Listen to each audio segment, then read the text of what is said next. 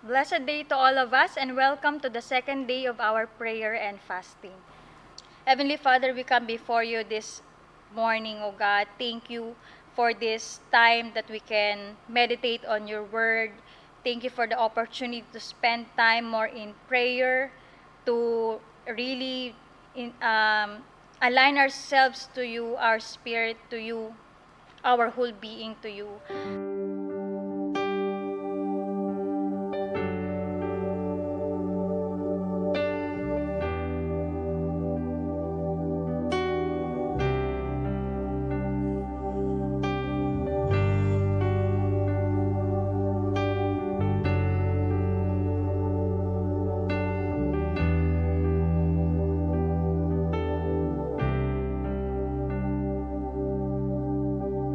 We bow our hearts, we bend our knees. Oh Spirit, come make us humble. We turn our eyes from evil things. Oh Lord, we cast out our idols. Oh, give us clean hands. Give us pure hearts, and let us not lift our souls to another. Oh, give us clean hands, give us pure hearts, and let us not leave our souls to another. We bow our hearts. We bow our hearts, we bend our knees. Oh Spirit, come make us humble. Turn our eyes, we turn our eyes from evil things. Oh Lord, we cast out our idol.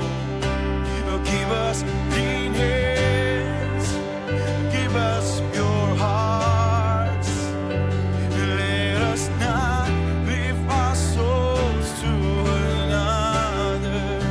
Oh, give us clean hands, give us pure hearts, and let us not leave our souls to another. Oh God, let us be a generation that seeks, who seeks your face, oh God of Jacob. Oh God, let us be a generation that seeks, who seeks your face, oh God of Jacob. Give us clean hands, give us pure hearts, and let us not leave our souls to another. Oh, give us clean hands, give us pure hearts, let us not leave our souls to another. Oh God, let us be a generation that seeks, who seeks your face, oh God of Jacob. Oh God, let us be a generation that seeks, who seeks your face, oh God of Jacob.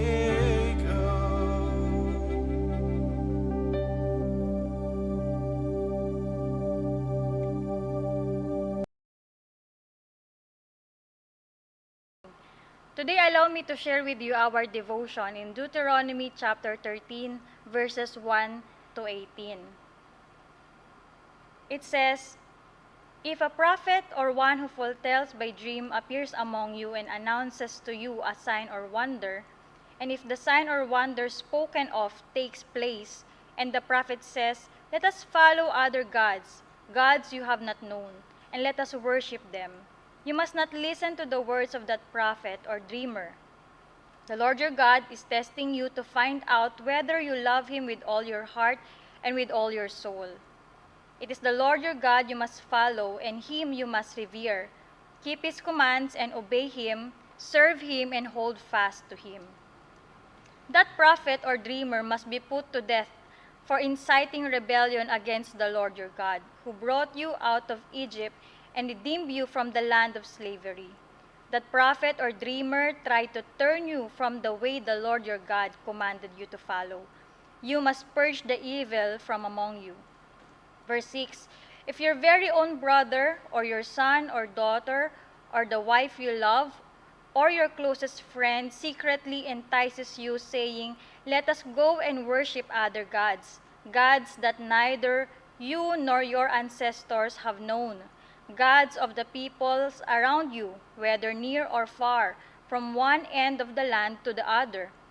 Do not yield to them or listen to them. Show them no pity. Do not spare them or shield them. You must certainly put them to death. Your hand must be the first in putting them to death, and then the hands of all the people. Stone them to death because they tried to turn you away from the Lord your God, who brought you out of Egypt, out of the land of slavery. Then all Israel will hear and be afraid, and no one among you will do such an evil thing again. If you hear it said about one of the towns the Lord your God is giving you to live in, that troublemakers have arisen among you and have led the people of their town astray, saying, let us go and worship other gods, gods you have not known, then you must inquire, probe, and investigate it thoroughly. And if it is true and it has been proved that this detestable thing has been done among you, you must certainly put to the sword all who live in that town. You must destroy it completely, both its people and its livestock. You are to gather all the plunder of the town into the middle of the public square and completely burn the town and all its plunder as a whole burnt offering to the Lord your God. That town is to remain a ruin forever, never to be rebuilt. And none of the condemned things are to be found in your hands. Then the Lord will turn from his fierce anger, will show you mercy, and will have compassion on you. He will increase your numbers as he promised on oath to your ancestors, because you obeyed the Lord your God by keeping all his commands that I am giving you today and doing what is right in his eyes. May the Lord bless us as we study his word. For this whole chapter, allow me to share with you two things that Moses emphasized in this book. So, particularly, this chapter is a warning against inciting and following other gods. Kung mapapansin po natin, yung title pa lang ng chapter na ito, in NIV, it says, worshiping other gods. While in New King James Version, it says, shun idolatry. So first, there is a warning against idolatry. Moses enumerated sources or instances that the people of God should beware of so they won't fall into the trap of idolatry. So in verse 1, nakita natin, sinabi niya doon kung merong mang propeta or anyone who foretells a dream, who appears among you and announces a sign or wonder and incites to worship you, the people of God, to worship other gods, then they should not listen to those prophet or dreamer. And then on verse 6, whether it is your very own brother, your son, your daughter, your wife, or your spouse, or your closest friend, entices us to worship other gods, then he said also, do not yield or listen to them. And he also mentioned in verse 12, if there's anyone among them who become the troublemakers and incite them to worship other gods, then they should investigate and purge that evil among them. So, God is so serious about dealing with idolatry among his people. He wants them to be purged. As he mentioned in verse 5, that prophet or dreamer must be put to death for inciting rebellion against the Lord your God, who brought you out of Egypt and redeemed you from the land of slavery. That prophet or dreamer tried to turn you from the way the Lord your God commanded you to follow. You must purge the evil among you. And while for the closest relatives or family, he said in verse 8, do not yield or listen to them, show them no pity, do not spare them or shield them. You must certainly put them to death. Your hand must be the first in putting them to death, and the hands of all the people. Stone them to death. Ganun kabigat yung punishment, yung parusa no, sa mga tao na ito. Because they tried to turn you away from the Lord your God who brought you out of Egypt, out of the land of slavery. For the reason that all Israel will hear and be afraid, and no one among you will do such an evil thing again. Well, for the troublemakers among them, the instruction was to investigate.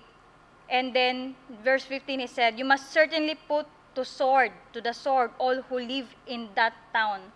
You must destroy it completely, both its people and its livestock.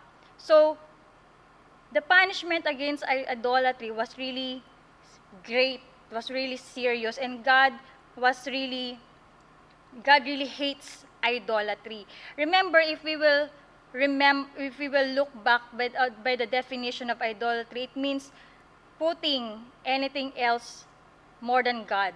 So we say idolatry kapag may mga bagay po sa buhay natin na mas inuuna, pinapahalagahan o minamahal natin ng higit pa sa Diyos. And that is the reason God hates idolatry. That is a great abomination, a rebellion, and really a great disobedience to Him. And He doesn't want His people to fall into the trap. Maybe in our present time, may mga iba't ibang forms of idolatry, iba't ibang tao or mga bagay yung naglulure sa atin away from the Lord, mga bagay sa buhay natin na nag-uudyok para mas unahin or pahalagahan or mahalin yung mga bagay na yon higit pa sa Panginoon.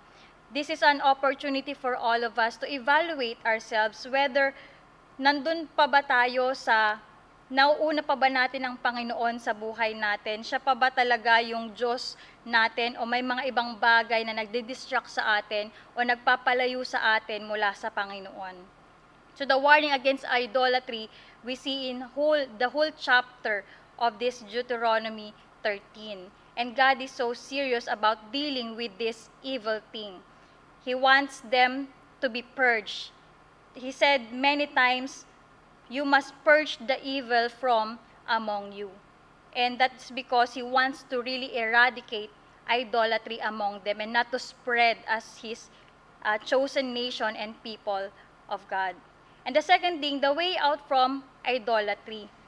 So, if idolatry shows a misplaced devotion towards things or people more than God, praise God because He also provided a way out para hindi tayo manatili sa kasalanan na yon.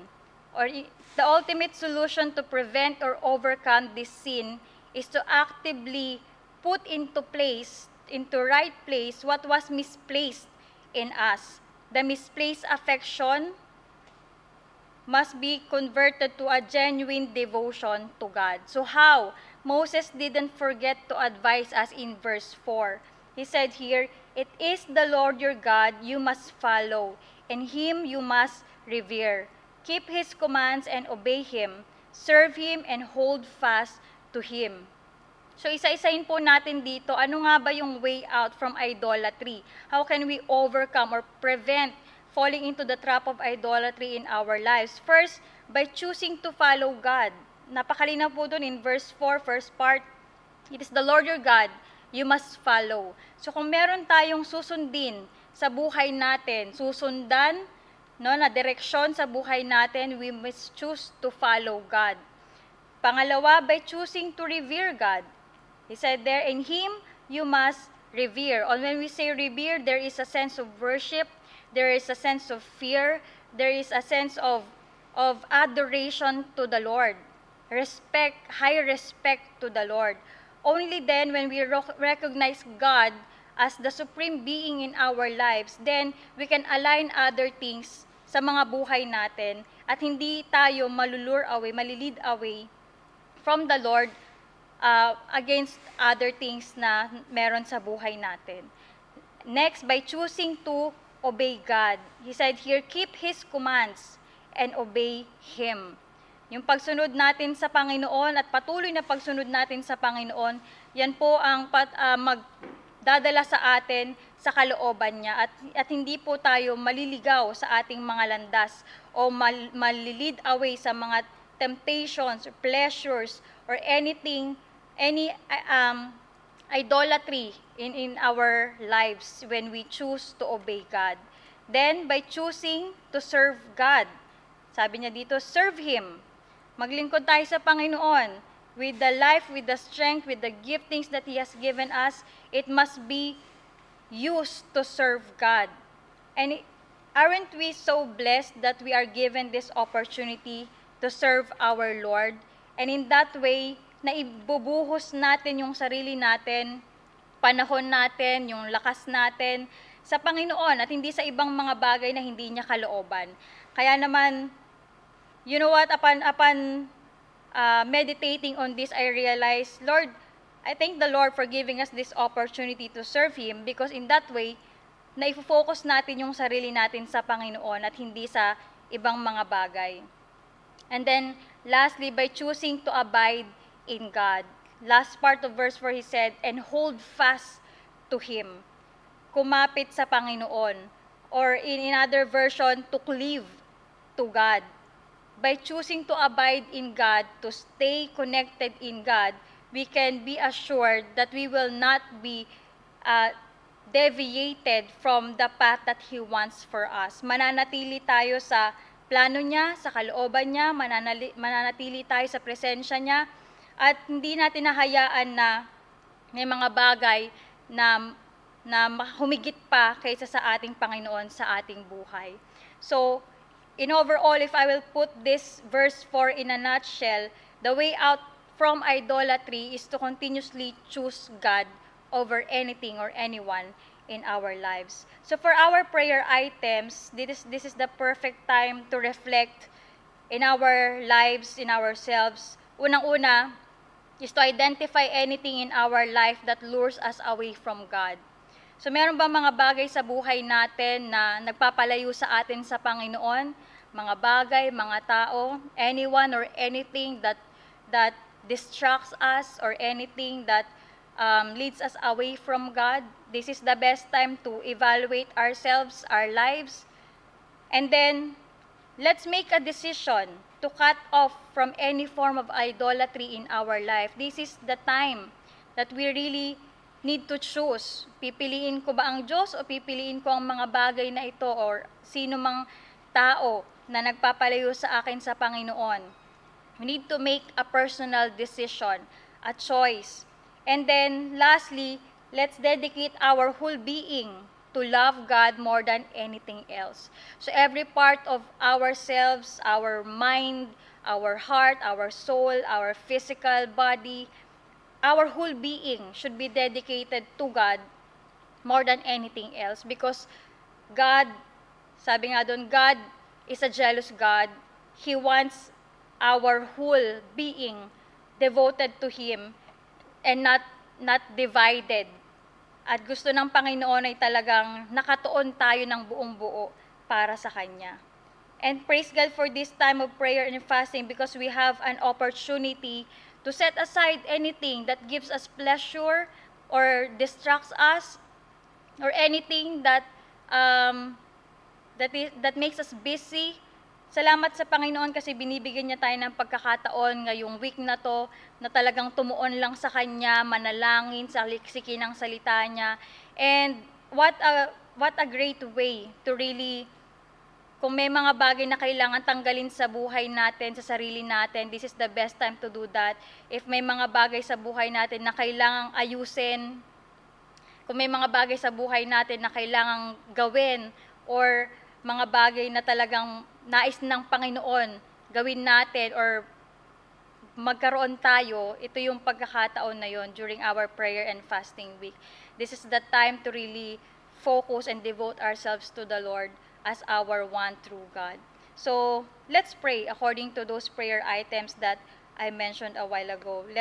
and then pray with me, no? And allow me to also pray for you. Father, at this time, according to your word, we pray that you search our hearts from anything that distracts us or leads us away from you. If there's anything or anyone in our life, Lord, that serves as our idols, mga bagay sa buhay namin, Panginoon, na nagtutulak para unahin or mahalin namin higit pa sa iyo, Panginoon. We pray that you reveal those things to us right now. And you expose those things, Lord, in our lives. We ask for forgiveness and we repent, Lord God, from all of those things na hindi man namin sinasadya or sinasadya man sa buhay namin, Panginoon, na unahin higit pa sa iyo, pahalagahan higit pa sa iyo, or sambahin higit pa sa iyo. Patawarin mo kami, Panginoon. And we pray right now, Lord God, for your strength to be with us, the power of the Holy Spirit to make a decision to cut off from anything or anyone that leads us away from you, Father God. We pray, Panginoon, ano man yung mga bagay na yon ay magdesisyon kami ngayong araw na to, natanggalin sa buhay namin, mga bagay na nagsasadlak sa amin para mapalayo kami sa iyo, or mga bagay, Panginoon, na nagdi-distract sa amin, mga bagay na hindi namin namamalayan, Panginoon, nagpapalayo na sa personal na relasyon namin sa iyo o nakakasira sa pananampalataya namin sa iyo, Panginoon. We pray, Lord God, for the strength to make a personal decision to cut off from all of these things, Lord God. And right now, Lord, we devote our whole selves to you, our mind, our soul, our body, our heart, Lord God, everything in us, Panginoon. We pray na itama namin, Panginoon, yung relasyon namin sa iyo. We pray, Lord God, that this prayer and fasting week, we will really set aside mga bagay na nagbibigay sa amin ng pleasure, mga bagay, Panginoon, na nagbibigay sa amin ng distraction, or mga bagay na nagbibigay sa amin, Panginoon, ng na humahadlang, Panginoon, para patuloy kaming makipagniig sa iyo, Panginoon. We just pray that this time will be a moment, Lord God, of deep connection with you. We pray that we will be able to align ourselves to you. Nothing, Lord God, we want in this life, kundi, Panginoon, yung intimate relationship na magkaroon kami sa iyo. We don't want to have a divided heart or divided attention or anything, Lord God, na papalayo sa amin sa iyo, Panginoon. And we just pray that, Lord, we recommit ourselves to you once again during this week of prayer and fasting. We want nothing but to experience you, to hear you, and to continuously, Lord, deepen our relationship with you, O God. Lord, in all of these things, we pray na samahan mo kami sa buong linggo na to ng aming pananalangin, pag-aayuno, at patuloy mong i-reveal sa amin yung dakilang kalooban mo sa buhay namin. At yun nga ang malakaran namin, Lord, sa buhay na ito, lalong-lalo na sa taon na ito, Panginoon. Salamat po because you are leading us back into the track, Lord God, of your plans, of your will for our lives. And thank you for this opportunity of prayer and fasting that we can really sort things out in our lives, kung ano nga ba talaga yung kalooban mo para sa aming lahat at sa buong simbahan, Panginoon, and continuously open our eyes to see your great plans for us and guide us all throughout, Lord God, sa mga ipapanalangin namin at i-meditate namin na salita mo, Panginoon, ay patuloy naming makita yung magandang plano mo para sa amin, O God. Salamat po, may you continue to sustain us physically, strengthen us spiritually, and in all our being, Lord God, continue, God, to let your will be done in our prayer and fasting week. And this we pray in Jesus' name. Amen and amen. So, let's continue to enjoy our week of prayer and fasting. And I pray that each and every one of us will really receive a personal word from the Lord according to our daily devotion. God bless us all.